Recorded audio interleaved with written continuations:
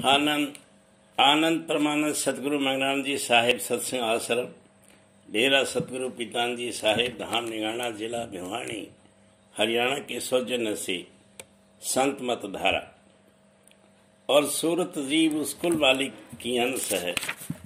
देखो, जब ये सूरत जिस शरीर में अपना ज़हूर करती है, जैसे जब किसी दरख्त के बीज में कुल्ला फूटता है यानी आदि धार प्रकट हुई, उस वक्त से जितनी की शक्ति है, जैसे खींच शक्ति, हटाव शक्ति और बनाव शक्ति और बिजली और रोशनी और पांचों तत्व और तीनों गुण सब उस देह में मौजूद होकर और इसी आकाश से मसाला लेकर उस देह का बनाव और संभाल करते हैं। और जब तक कि सूरत उस देह में मौजूद रहे, तब तक बाब वजूदे की ये सब आपस में मुखालिफ और पलटे हैं, पर हिल मिलकर काम देते हैं। और जिस वक्त की सूरत उस देह को छोड़ती है, उसी वक्त से आपस बरखिलाफी के साथ कार्रवाई करके उसका रूप और रंग बिगाड़ देती है। ऊपर के बयान से जाहिर है कि सब तत्व और गुण और शक्तियां सूरत के हुक्म बरदार हैं। जहां ये अपना ज़हूरा करें, वहां ये सब हाजिर होकर उसकी ताबेदारी में कार्रवाई करते हैं। और जब वह उस देह को छोड़ देवे, तब सब जुदा होकर अपने अपने मंडल में समा जाते हैं। और जो कि यह सूरत ही इस लोक में सत्य है कि इसके आश्रय सब रचना सत्य दिखलाई देती है, यानी कुल देहियां अपनी अपनी कार्रवाई कर रही हैं और सब देहियों और रूपों को चैतन्य करने वाले भी ये सूरत है। और इसके वसीले से कुल रस और आनंद और स्वरूप पैदा होता है। तो अब ये सूरत सच्चित आनंद स्वरूप हुई, और जो कि यह अमर और अजर है और शब्द इसका ज़हूरा है। तो ये उस सिंध रूप सच्चित आनंद कुल मालिक की अंश साबित हुई, यानी इसका और उसका जौहर एक है। जब यह बात साबित हुई कि कुल मालिक सच्चित आनंद स्वरूप और सर्व समर्थ और सर्वज्ञानी जरूर मौजूद है, सूरत जीव उसकी अंश है, तो जब तक कि ये अंश अपनी अंशी से यानी बूंद अपने सिंध और किरण अपने सूरज में न पहुंचेगी, तब तक इसको परम आनंद प्राप्त नहीं होगा। और जब तक माया के घेर में रहेगी, तब तक उसके मसाले के गिलाफ इस पर चढ़े रहेंगे, यानी इसको देहियों में बैठकर कार्रवाई करनी पड़ेगी और उनके साथ दुख सुख और जन्म मरण की तकलीफ सहनी पड़ेगी। इस वास्ते जो इन तकलीफों से बचना चाहे और परम आनंद को प्राप्त होना चाहे, उसको राधा स्वामी मत के मुआफिक अभ्यास करके आहिस्ता आहिस्ता इस माया के देश को छोड़कर अपने निज घर की तरफ चलना जरूर चाहिए। और कुल मालिक की मौजूदगी को निस्बत मन में शक नहीं लाना चाहिए, नहीं तो मरने के बाद बहुत पछताना और शर्माना पड़ेगा। उस वक्त का अफसोस कुछ फायदा नहीं देगा। नीचे दर्जे के मालिकों और अवतारों और देवताओं की पूजा का बयान और उसका नतीजा।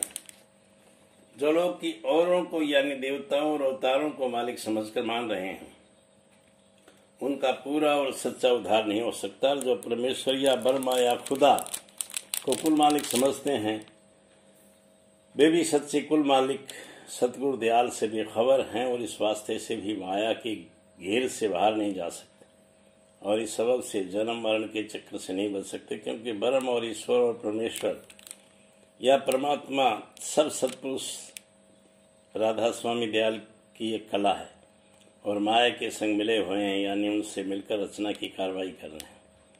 उनके लोक में जो कोई उनकी भक्ति करके पहुंचेगा, वह बहुत काल के लिए सुख हो जाएगा, पर जन्म मरण से बचाव नहीं होगा।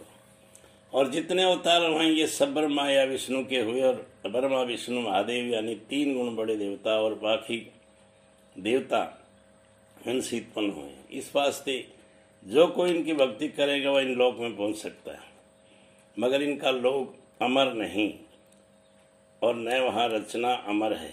इस सबब से जन्म मरण से छुटकारा नहीं हो सकता। और बेनिस्बत ब्रह्म, पार ब्रह्म और शक्ति के देश या लौ के देवताओं और अवतारों के लोकों में उम्र भी थोड़ी है, यानी वहाँ जन्म मरण जल्द होता है और सुख भी ऊपर के लोकों की निस्बत कम है। इस वास्ते मुनासिब है कि जब कोई परमार्थी काम करना चाहे, तब अच्छी तरह से निर्णय करके अपने सच्चे मालिक की पहचान करे और दूसरों का पक्ष छोड़कर सच्चे मालिक की सेवा और भक्ति इख्तियार करे तब पूरा फायदा होगा, क्योंकि भक्ति भाव सब जगह बराबर एक सा बरतना पड़ेगा, पर फल यानी फायदे हर एक के फर्क होगा। और जो कोई असली रूप और धाम अवतारों और देवताओं से बेखबर है और सिर्फ उनकी नकल यानी मूर्ति की पूजा और भक्ति वे असल को नहीं पा सकते, इस वास्ते उनको उस कदर सुख भी नहीं मिल सकता जिस कदर की असल के पूजने वालों को मिलता है। इनकी सीढ़ी बहुत नीची है। वर्णन हाल वाचक ज्ञानी और सूफी का, और ये उनका पूरा उद्धार नहीं होता।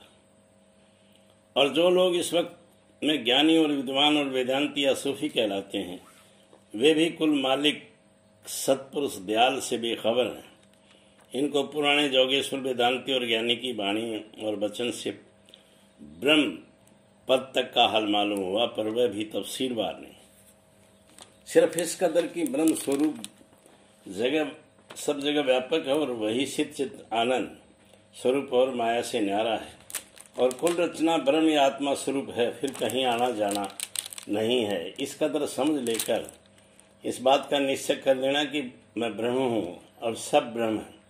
वास्तव उद्धार के वक्त मौत यानी जुदाई शरीर के काफी समझते हैं, और मन को किसी तरकीब से कुछ दिन अभ्यास करके एकाग्र करना और उसके पीछे ऐसा विचार करते रहना कि मैं कोई सह रचना में से नहीं हूँ, तत्व नहीं हूँ, गुण नहीं हूँ, वगैरह वगैरह। फिर जो कुछ भी की बाद निषेध सब पदार्थों के बाकी रहा वही ब्रह्म है, और वह ब्रह्म में ही हूँ।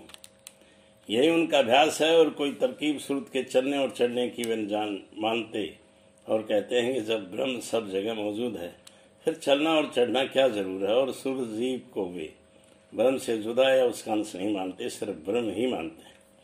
और जोगेश्वर ज्ञानी वेदांती जो पुराने वक्तों के गुजरे, उन्हें अष्टांग योग यानी प्राणायाम का अभ्यास करके आत्मा को पिंड यानी 6 चक्कर की हद से न्यारा किया और ब्रह्मांड में चढ़कर ब्रह्म पद में पहुंचकर फरमाया कि ब्रह्म सर्वत्र व्यापक है। उनका ये कहना उस स्थान पर पहुंचकर सही था, क्योंकि वह पिंडी और ब्रह्मांडी माया बहुत नीचे रह गई और वह शुद्ध ब्रह्म का स्थान था, जहाँ से सिवाय ब्रह्म की और कोई वस्तु यानी माया वगैरह उसकी रचना नजर नहीं आती। जैसे ऊंचे पहाड़ पर चढ़कर नीचे देश की रचना नजर नहीं आती, सिर्फ गुबार या बादल छाया हुआ दिखलाई देता है। जो कोई समुद्र या बड़े दरिया में गहरा गोता मारे उसको उस वक्त सिवाय पानी के दूसरी चीज नजर नहीं आती। ऐसे ही जोगेश्वर ज्ञानियों को शुद्ध ब्रह्म पद में पहुंचने पर सिर्फ ब्रह्म व्यापक नजर आया और माया उसकी रचना जो नीचे थी वहां से नजर नहीं आया। असल में वहां पहुंचने वाले की हालत सच्ची होती है, लेकिन हाल के ज्ञानी और वेदांती सूफियों को अजब हालत है। इन्होंने कोई अभ्यास प्राण और आत्मा के चढ़ाने का अपने घट में नहीं किया और न करने की ताकत और ख्वाहिश रखते हैं। सिर्फ जोगेश्वरों के सिद्धांत के वचनों को पढ़कर यह सुनकर उनका निश्चय करके अपने को ब्रह्म और ज्ञानी और विद्वान मानकर चुप हो बैठे, और जो वचन की उन्हीं जोगेश्वरों ज्ञानियों ने निस्बत जोग अभ्यास और उसकी संयमों की कार्रवाई के लिखे उनको छोड़ दिया, यानी मेहनत और अभ्यास वास्ते सफाई और मर्दन करने यानी काबू में लाने मन और इंद्रियों के न कर सके। और उनके सिद्धांत के वचनों से ऐसा समझ कर कि जब ब्रह्म सब जगह मौजूद है तो उससे मिलने के लिए अभ्यास करने की क्या जरूरत है, और उन वचनों की शामिल कि जिसमें अभ्यास के वास्ते ताकीद है नहीं करते। और जोगेश्वर ज्ञानियों ने साफ अपने ग्रंथों में फरमाया है कि जब तक मन और वासना का नाश न होगा तब तक तत्व पद का ज्ञान हासिल नहीं हो सकता। और यह जब तक किसी भी में ये 4 साधन पूरे न पाए जाएं, वह ज्ञान ग्रंथों के पढ़ने अधिकारी नहीं है। और कोई बगैर साधन हासिल किए उन ग्रंथों को पढ़ेगा तो वह पढ़ना उसके हक में जहर का तिल होगा, यानी आत्मघाती हो जाएगा। वो 4 साधन ये हैं: बैराग, विवेक, सठ संपत्ति, सम यानी अंतःकरण को रोकना, दम यानी बाहर इंद्रियों को रोकना, उपरति यानी संसार के सुख दुख और ख्वाहिशों से विपराम यानी न्यारे रहना, तितिक्षा यानी तकलीफ की बर्दाश्त करना, श्रद्धा यानी परमार्थ की सच्ची कदर और चाह, और गुरु और महात्मा और उनके वचनों में भाव और प्यार, समाधानता यानी होशियारी और पूरी समझ के साथ गुरु और महात्माओं के वचन को सुनना और चित्त में धर के उनके नाते बर्ताव करना, और मोहमुक्तता यानी सच्ची और तेज चाह वास्ते हासिल करनी मुक्ति यानी अपने जीव के कल्याण की। आनंद।